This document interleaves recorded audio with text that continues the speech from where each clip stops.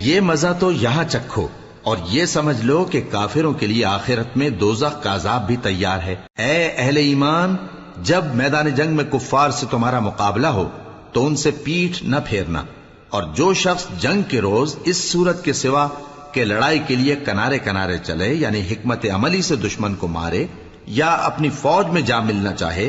ان سے پیٹھ پھیرے گا تو سمجھو کہ وہ اللہ کے غضب میں گرفتار ہو گیا، اور اس کا ٹھکانہ دوزخ ہے،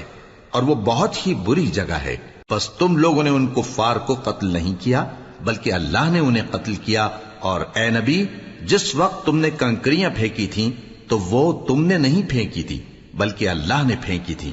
اس سے غرض یہ تھی کہ مومنوں کو اپنے احسانوں سے اچھی طرح آزما لے، بے شک اللہ سنتا ہے، جانتا ہے۔ ہوا بھی یوں ہی، اور کچھ شک نہیں کہ اللہ کافروں کی تدبیر کو کمزور کر دینے والا ہے۔ کافروں، اگر تم فیصلہ چاہتے ہو تو تمہارے پاس فیصلہ آ چکا،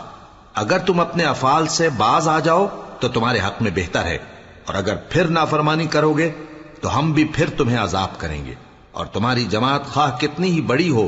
تمہارے کچھ بھی کام نہ آئے گی، اور اللہ تو مومنوں کے ساتھ ہے۔ اے ایمان والو، اللہ اور اس کے رسول کے حکم پر چلو اور اس سے روگردانی نہ کرو جبکہ تم سنتے بھی ہو،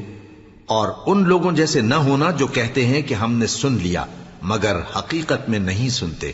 کچھ شک نہیں کہ اللہ کے نزدیک تمام جانداروں میں بدترین وہ بہرے گونگے لوگ ہیں جو عقل سے کام نہیں لیتے،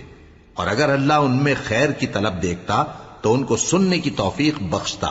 اور اگر یوں ہی انہیں سنوا دیتا تو وہ منہ پھیر کر بھاگ جاتے۔ مومنوں، اللہ اور اس کے رسول کا حکم قبول کرو، جبکہ رسول تمہیں ایسے کام کے لیے بلاتے ہیں جو تم کو زندگی جاوداں بخشتا ہے، اور جان رکھو کہ اللہ آدمی اور اس کے دل کے درمیان حائل ہو جاتا ہے، اور یہ بھی کہ تم سب اس کے روبرو جمع کیے جاؤ گے۔ اور اس فتنے سے ڈرو جو خصوصیت کے ساتھ انہی لوگوں پر واقع نہ ہوگا جو تم میں گناہگار ہیں، اور جان رکھو کہ اللہ سخت عذاب دینے والا ہے۔ اور اس وقت کو یاد کرو جب تم زمین مکہ میں قلیل اور ضعیف سمجھے جاتے تھے اور ڈرتے رہتے تھے کہ لوگ تمہیں اڑا نہ لے جائیں، یعنی ختم نہ کر دیں، تو اس نے تم کو جگہ دی اور اپنی مدد سے تم کو تقویت بخشی اور پاکیزہ چیزیں کھانے کو دیں تاکہ اس کا شکر کرو۔ اے ایمان والو، نہ تو اللہ اور رسول سے خیانت کرو اور نہ اپنی امانتوں میں خیانت کرو، اور تم ان باتوں کو جانتے ہو، اور جان رکھو کہ تمہارا مال اور اولاد بڑی آزمائش ہے، اور یہ کہ اللہ کے پاس نیکیوں کا بڑا ثواب ہے۔